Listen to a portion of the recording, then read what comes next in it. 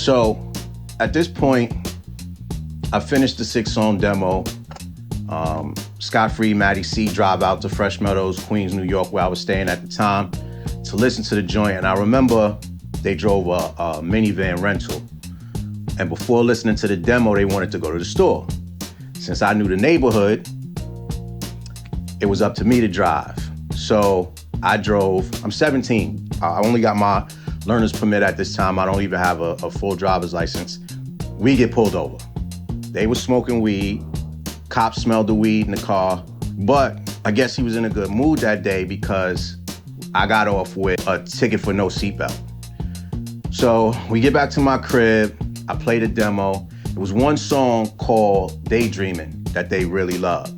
Well, the other 5 songs, they liked them, but Daydreaming was the one they was focused on. So they wanted to proceed with the deal.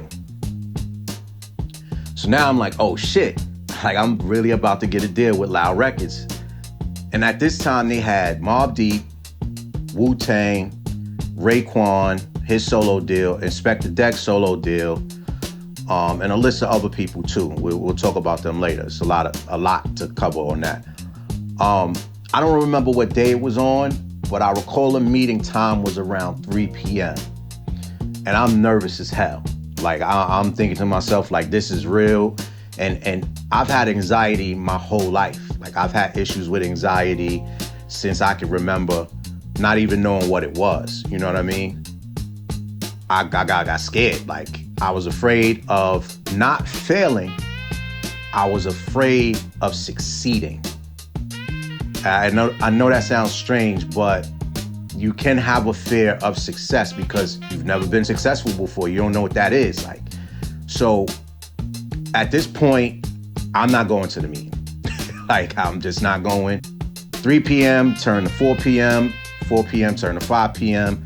Finally, my Uncle Greg, God bless the dead, he said, yo, you going to this meeting, man.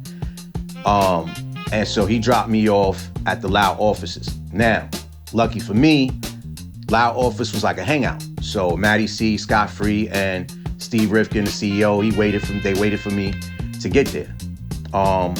I didn't play Steve any music.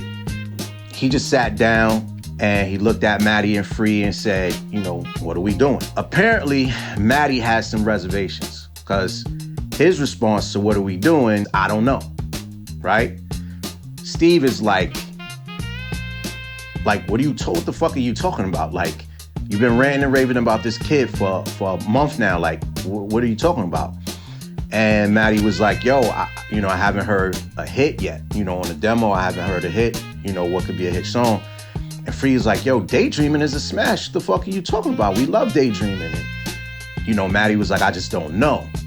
And Steve was just like, well, you know, it's up to you guys. Now, after seeing Math Hoffa's interview with Steve Rifkind, I didn't know this at the time, but Steve really did leave everything up to his A&Rs because he felt like they knew more about the music than he did. So he really left it up to them.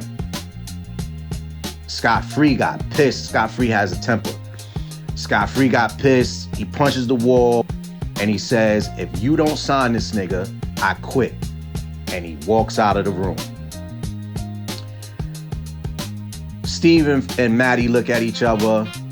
Steve's like, you know, what are we doing? Matty gives a nod, like a mob type nod, like, and Steve stands up, shakes my hand, says, welcome to the family. Now I'm outside of my body because my whole life that I was trying to do this, my moms, my pops, everybody told me, get a good job with good health benefits because this rap thing is like football or basketball. It's very few really make it. You know what I'm saying? And the few that do kind of make it, you know, they end up on drugs or they end up on, they had this perception of what the music industry, but their main thing was, you're not gonna make it. But at that point, I made it. Until